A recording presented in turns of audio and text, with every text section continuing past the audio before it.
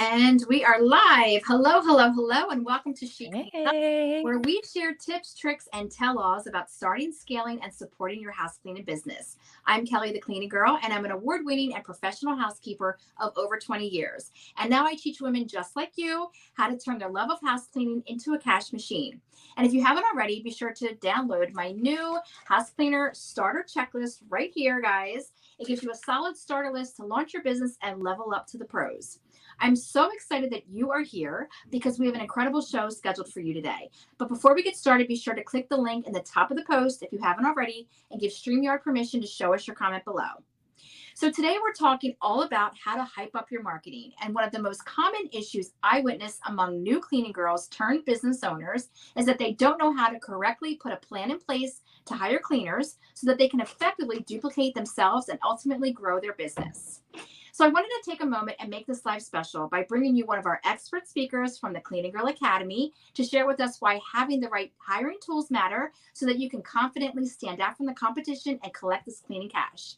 So please help me welcome my friend and your friend and our Hype Up Your Hiring expert, Crystal Bella of Hiring on Demand System. Welcome, Crystal. Thank you so much for joining us today. Please tell us about yourself and your experience within the house cleaning community. Hey everyone. Thank you so much for that introduction, Kelly. She's amazing. So many things in the works. I can't wait for you guys to see everything that she has planned for you guys. So I'm Crystal. I'm a hiring expert. We've helped manage over 1 million in hiring ads for small business owners. So we've seen a lot of data in addition to having our own cleaning company, one successful exit from a cleaning company as well.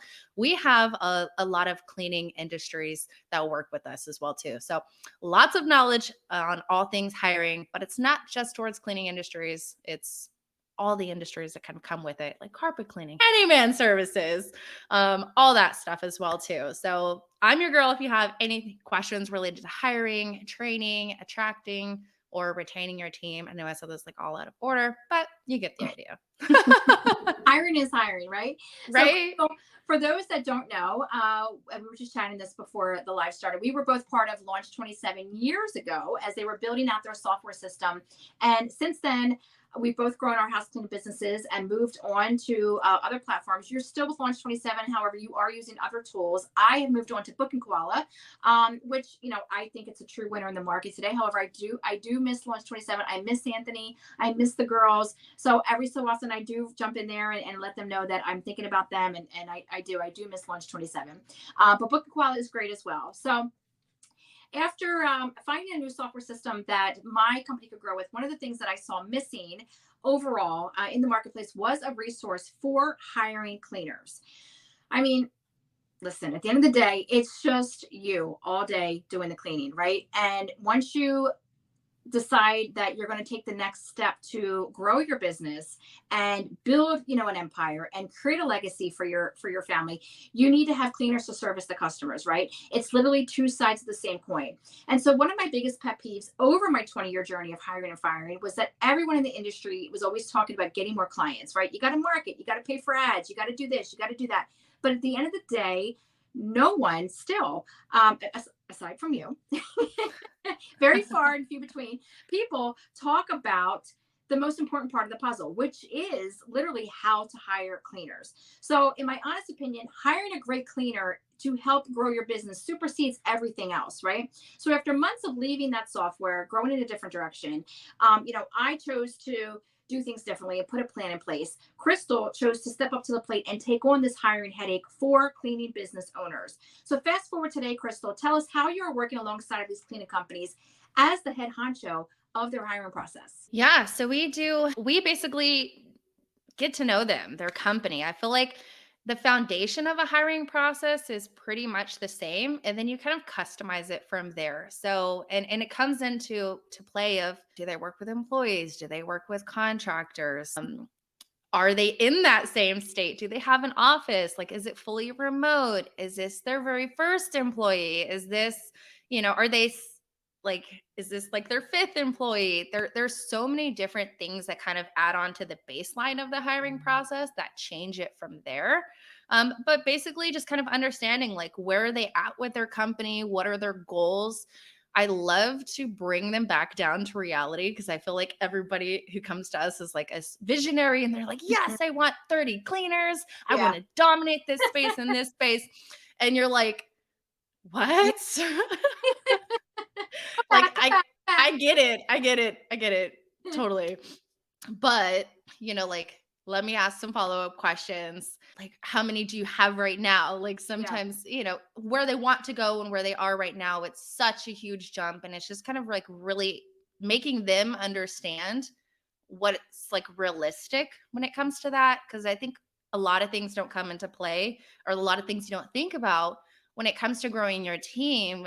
Mhm. There's a lot of other things that are going to break, like Very your cool. training, your marketing, your turnover. Like there's a lot of other things that kind of come into play with that. And one thing I don't want to see is somebody jump into like all these hires and then now they can't get them any work because their marketing Right. couldn't sustain the amount of work, or vice versa. They didn't have like a good training program and then they just were all really disorganized. They wasted a whole bunch of money. Yeah.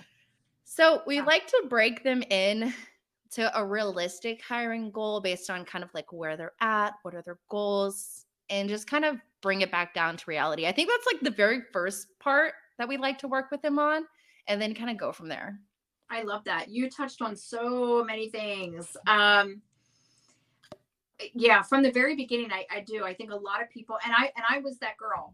Hands up, I was that girl. I was naive. I didn't know, A from B, and I was just like, okay, we've got houses. I need bodies. Let's go. There was no in between. There, I was just figuring it out along the way. And hey, if we ended up and nobody got hurt, nobody was arguing, everybody was fed. It was a good day. Like there were no benchmarks, there were no check marks, there were no systems, policies, checklists to follow. It was just like, let's go. Right. Let's get started. So, Crystal, while running your own women-owned cleaning business and assisting other cleaning companies, what would you say is the most common hiring challenge that you hear from some of your small business clients? And big question, do you think that those struggles differ from the male cleaning companies that you work with versus the women-owned cleaning companies?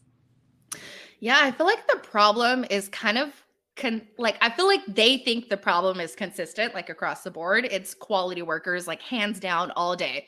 Quality workers is the problem, and Mhm. that's what we typically see.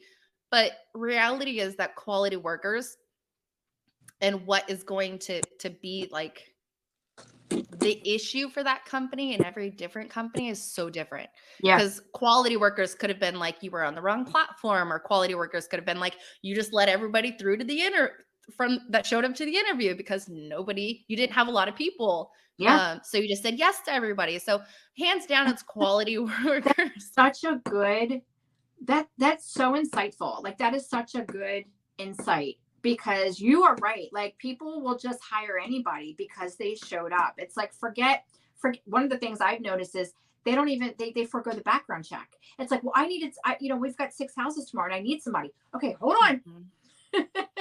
Hold on. They're so quick to just like say, come on, get in the car, let's go.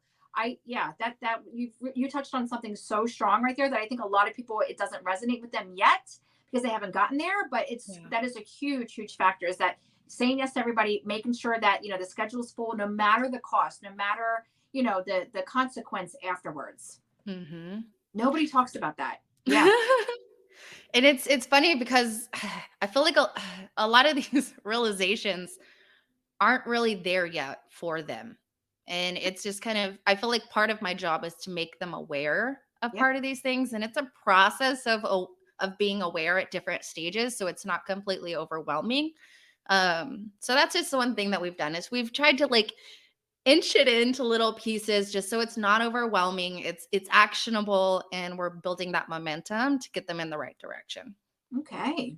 So after explaining the importance of having a solid process to so many cleaning companies, do you find that there are some owners that don't take this as seriously as another? I mean, honestly, like if it wasn't for me having to be down in the trenches for so long, I probably wouldn't have taken the hiring process so seriously either. Like I just told you, like it was just, it's Monday. I need 5 people by Friday. Like call your friend, call your cousin, get the babysitter, and let's go. Now, if you had, 2 arms and 2 legs, like get in the car, let's go. I mean, I was Right. anybody that could walk and talk. I had no plan in place and I seriously struggled to figure it all out.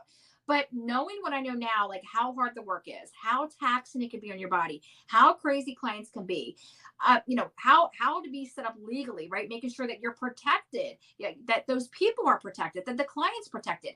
I cannot yell loud enough of how important it is to make sure that your dots are aligned so that when you choose to start hiring, you don't make those same mistakes. And I don't, like I mentioned earlier, I don't think that that subject is advertised enough and that the resources are not 100% available. They're not 100% clear to someone just starting. Would you agree or disagree with that?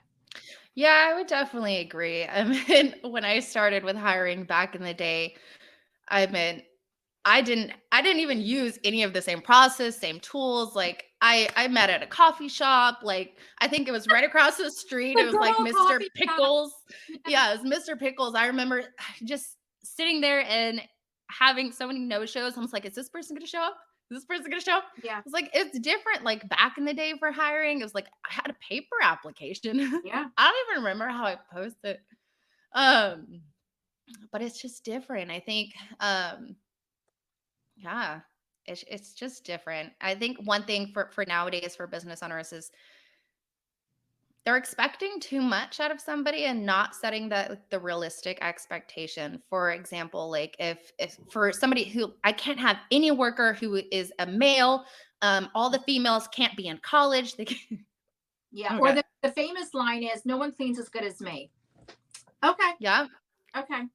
Okay. Does that mean that the doctor that delivers babies doesn't deliver the baby as good as the other doctor? Like, does that mean the cook at the restaurant isn't any better than, the next restaurant cook? Like, okay.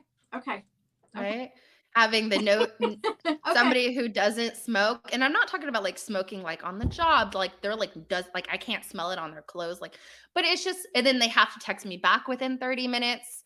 Um, it's just I'm seeing a lot of like unrealistic expectations of Yeah, these workers that's right. without giving them leeway. Like for instance, there's like somebody who got a new hire and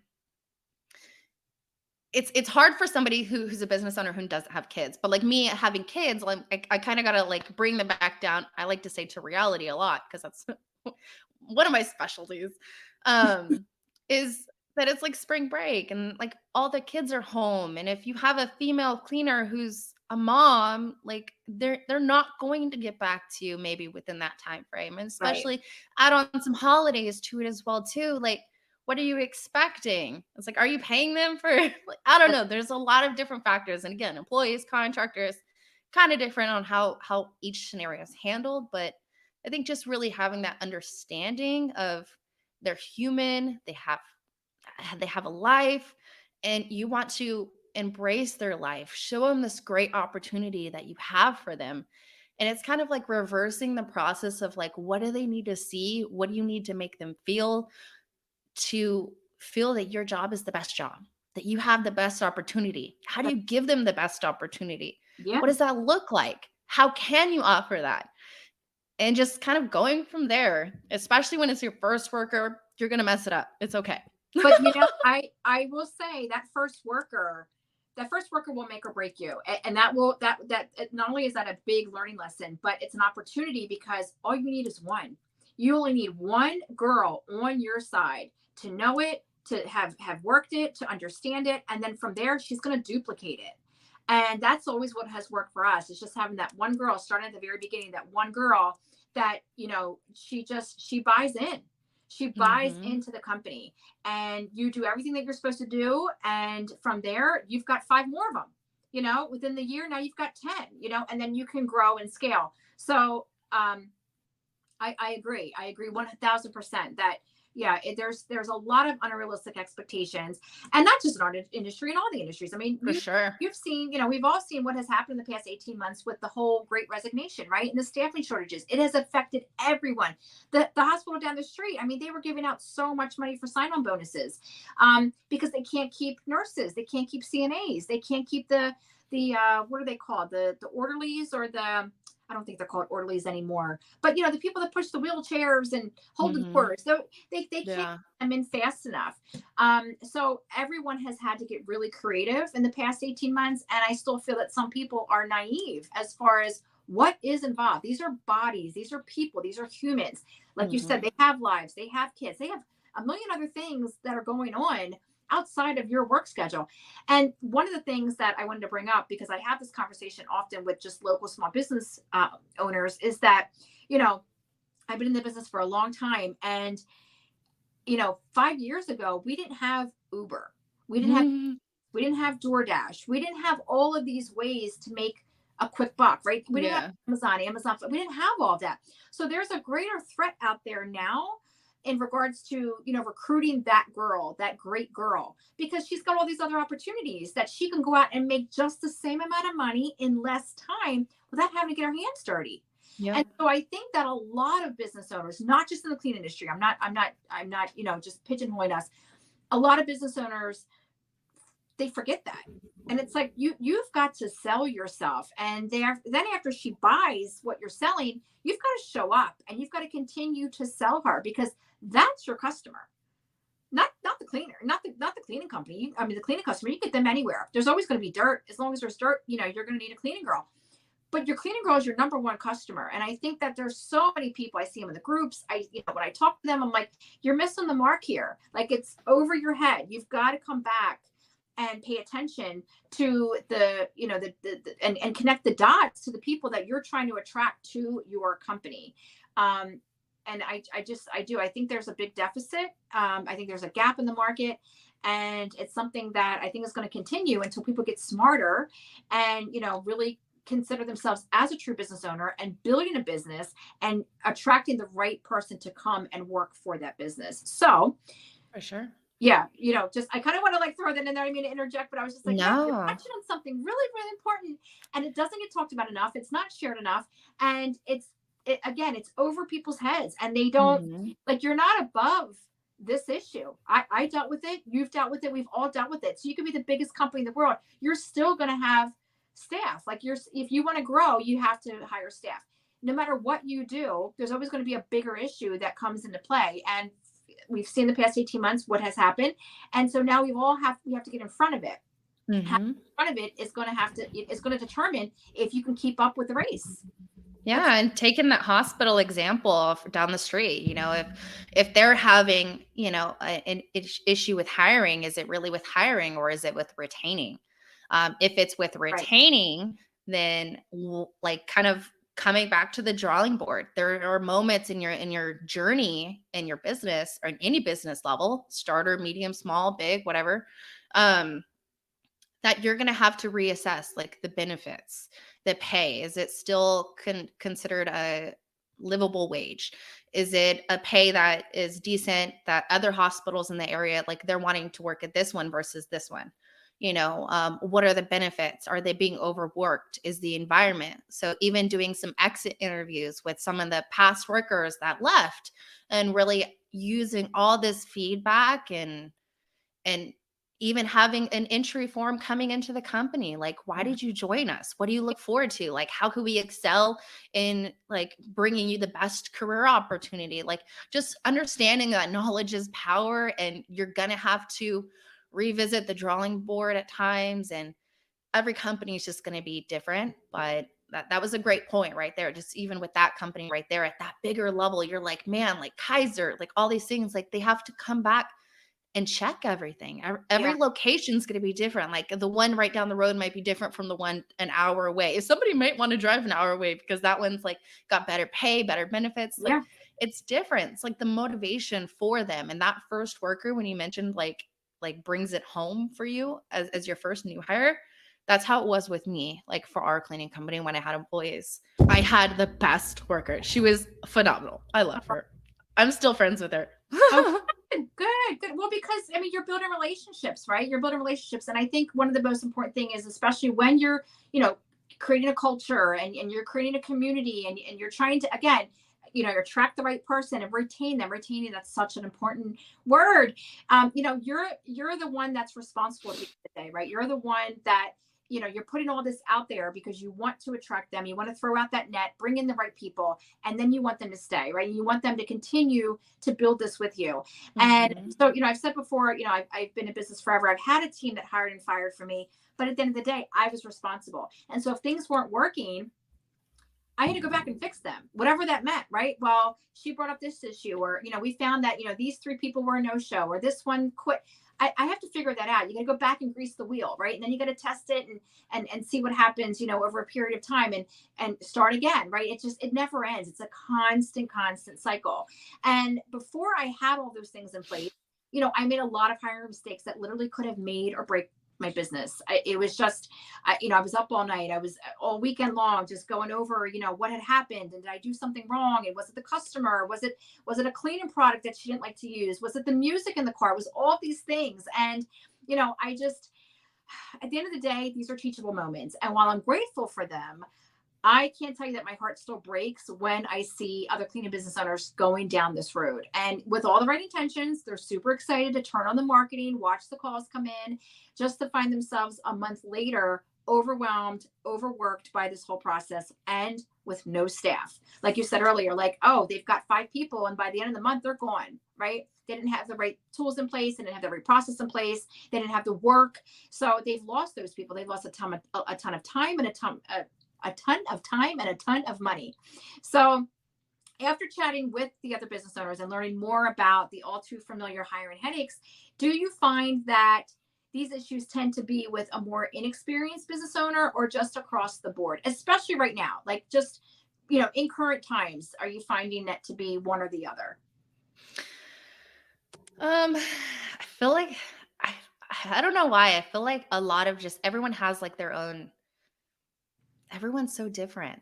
It's like one company, like they could have no experience, like for their first new hire, so everything I feel like, correct me if I'm wrong, if I'm like not even answering the question, but like, like the whole time you're talking, I was like thinking of this example in my head. I'm like, Go oh, I for it. feel like I'm on point. I'm like, Go for it. watch me be off point on the recording, on the replay.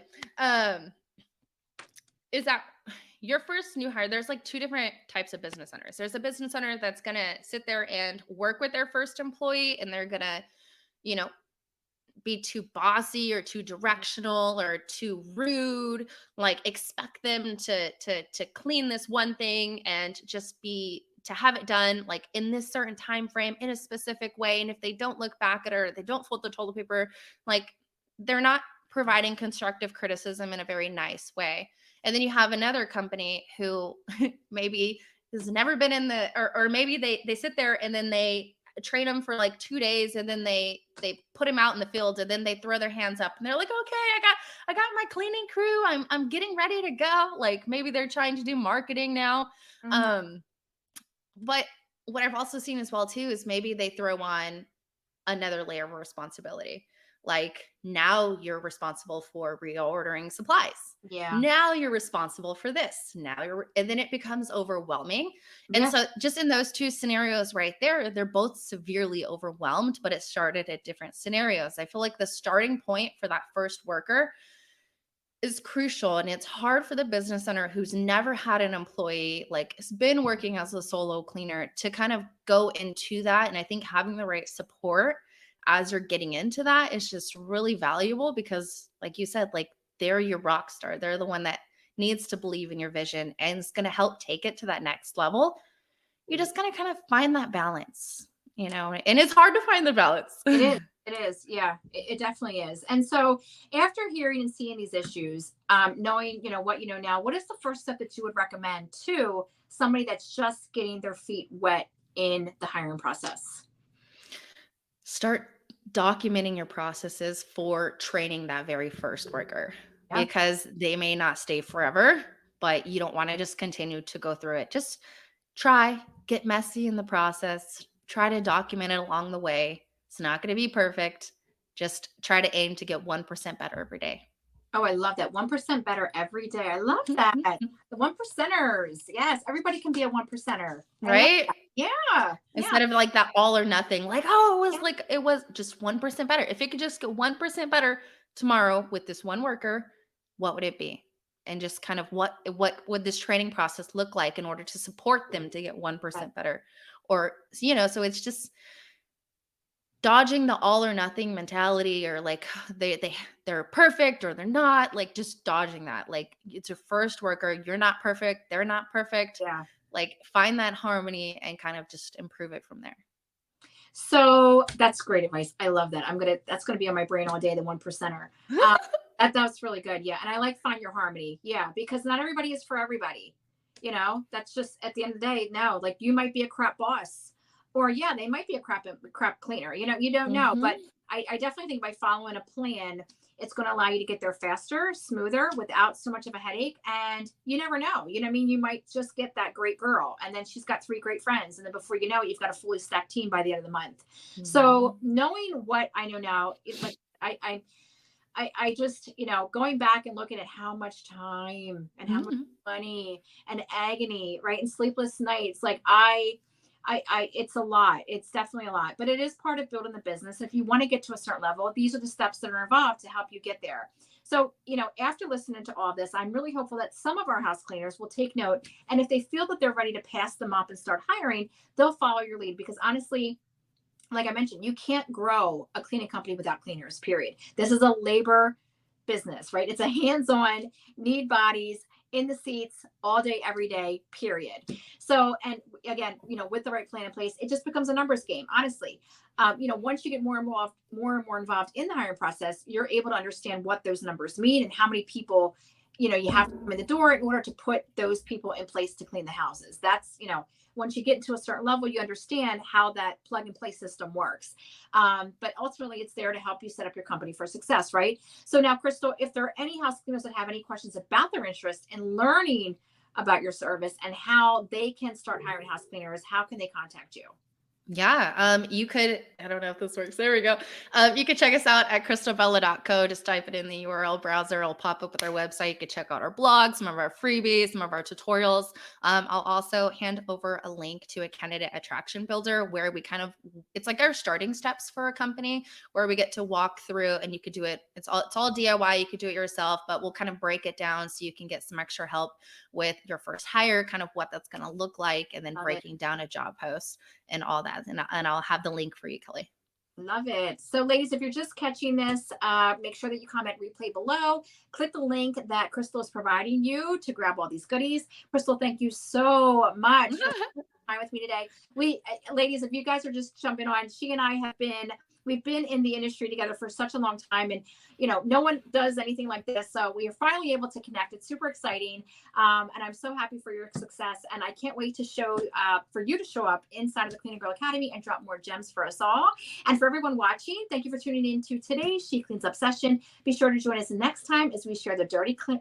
It's been a long day. We share the dirty journey of all things clean. All right, today, me and Crystal are signing off. We'll see you soon. Grab the links below and enjoy your day. Bye, guys.